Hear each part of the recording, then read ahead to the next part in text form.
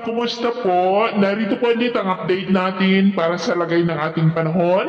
Ngayong umaga po ng June 1, 2024 na kung saan sa ngayon ay easterlies po ang hangin na umiihip po dito sa ating bansa, lalo na po sa eastern section. Ang habagat po ay nandyan sa may karagatan, sa kanlurang bahagi, dyan po sa may South China Sea.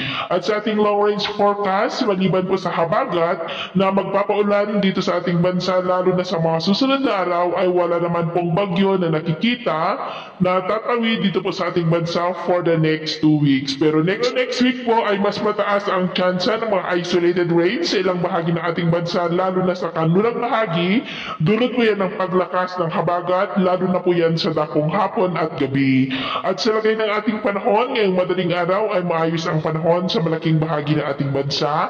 Maliban po sa mga tsansa ng mga isolated rains sa ilang bahagi ng Masbate, Babuyan Islands at Dinagat Island. At mamaya po ay sisikat ang araw sa malaking bahagi ng ating bansa, pero may tsansa pa rin ng cloudy skies with isolated rains sa may southern part ng Quezon, Camarines Provinces, Catanduanes, Masbate, Leyte, Bohol, Dinagat Island, Sulu Archipelago at silangang bahagi po ng Mindanao. At mamayang hapon, maayos pa rin ang panahon sa malaking bahagi ng ating bansa, pero may tsansa na po ng maulap na kalangitan with isolated light to heavy rain sa ilang bahagi ng Ilocos Region, Cordillera, Cagayan, ilang bahagi ng Pangasinan, Metro Manila, Calabarzon, ilang bahagi ng Mimaropa, Bicol Region, Sulu Archipelago, Lanao Provinces, Sorsogon, Surigao del Sur at ilang bahagi po ng Davao.